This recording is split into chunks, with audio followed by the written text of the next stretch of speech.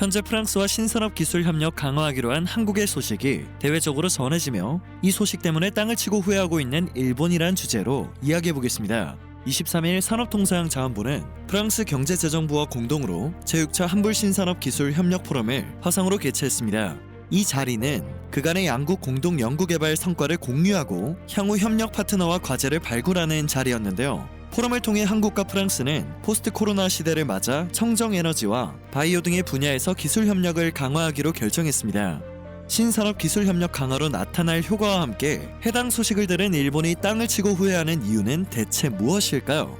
지난 2014년 당시 프랑스 재정경제부 장관이었던 마크롱 대통령의 제안으로 시작된 포럼은 올해 벌써 6차를 맞이하게 되었습니다. 그동안 한국과 프랑스 정부는 자율주행차, 디지털 헬스케어, 디스플레이 등 6대 분야 총 14개 과제에 약 315억 원을 지원하며 신시장을 개척하고 혁신 제품을 개발하는 등의 성과를 창출해냈는데요. 대표적으로 한국 시스템 보증과 프랑스 기업 시클로딧은 클라우드 서비스 기반의 보안 정보 관리 시스템을 개발해 핵심 기술을 확보하고 연간 20억 원 규모의 수입 대체 효과를 달성한 바 있습니다.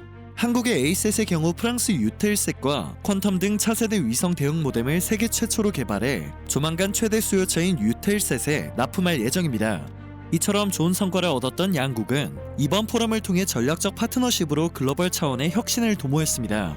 이번 포럼에는 국내 106개 기업과 프랑스 59개 기업, 그리고 연구소, 대학 등이 참여했으며 이들은 포스트 코로나 시대를 대비한 양국의 협력 전략을 공유했습니다. 또 그간 진행된 협력 사업을 평가하고 신규 협력 아이디어도 제안했다고 전해지는데요. 여기서 발굴된 양국 간 기술 협력 아이디어는 내년 한국과 프랑스 국제공동 R&D 사업에 응모가 가능해지며 양국 정부는 내년 다수의 R&D 과제를 선정해 3년간 최대 150억 원의 R&D 자금을 지원할 계획입니다.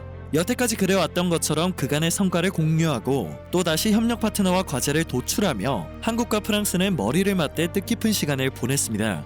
그런데 일본이 제6차 한불 신산업 기술 협력 포럼 소식을 달가워하지 않고 있습니다. 기업 네트워킹 세션에서 ICT와 첨단 소재 등을 다루는 프랑스 기술 기업과 데이터 보안과 무선 통신 장비, 수소 연료 전지 등을 다루는 한국 기업이 기술 협력 아이디어 발표를 진행했기 때문인 것으로 추측됩니다. 일본은 지난해 수출 규제에 대응한 한국의 소재 부품 장비 R&D 전략을 안이 꼽게 바라보고 있기 때문이죠. 앞서 전해드린 것처럼 이번 포럼에서 발굴된 기술협력 아이디어는 응모 후 양국으로부터 최대 150억 원의 R&D 자금을 지원받을 수 있는데요. 이 부분에서 큰 위기감을 느낀 것으로 보입니다. 한국과학기술정보통신부는 지난달 14일 제5차 소부장 경쟁력 강화위원회를 열고 소부장 R&D 고도화 방안을 본격적으로 추진하겠다고 밝혔습니다. 실행을 위해 올해부터 2022년까지 7조 원을 신규 투자하겠다는 계획도 전해졌습니다.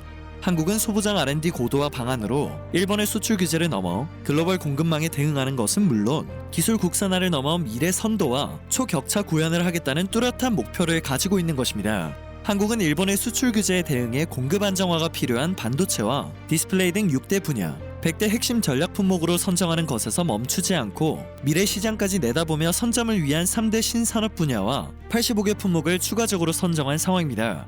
일본은 수출 규제로 한국에 큰 타격을 주고 싶어 했는데요. 오히려 위기는 기회가 되었고 한국이 더 큰 목표를 세울 수 있는 계기가 되었습니다. 최근 한국경제연구원은 지난해 국내 및 글로벌 R&D 투자액 상위 500대 기업을 산업별로 분석했는데요. 여기서 한국은 국내 500대 기업의 전체 R&D 투자에서 6대 신산업 R&D 비중이 8%인 것으로 나타났습니다.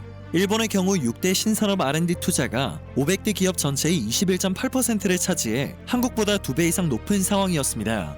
이를 두고 일본에서는 한국이 IT 제조업 분야에서 기술 선진국 대열에 합류했다고는 하지만 헬스케어와 소프트웨어 등 서비스업 비중이 큰 신산업 분야에서는 아직 갈 길이 멀다는 분석이 쏟아졌고 일본은 자만하는 태도를 보였습니다. 하지만 최근 한국이 규제 완화와 세제 지원 확대 등 기업의 R&D 투자 환경을 개선하며 신산업 분야의 글로벌 경쟁력을 대폭적으로 강화하는 행보를 보이자 크게 긴장을 할 수밖에 없는 것입니다. 이처럼 현재 한국은 거대한 변화 속에서 기술 패러다임을 선도해 나가려 노력하고 있습니다. 오늘 전해드릴 소식은 여기까지입니다. 영상이 정보가 되셨다면 그것만으로도 감사드립니다. 늘 새롭고 유익한 뉴스를 전하는 로버튜브 되겠습니다.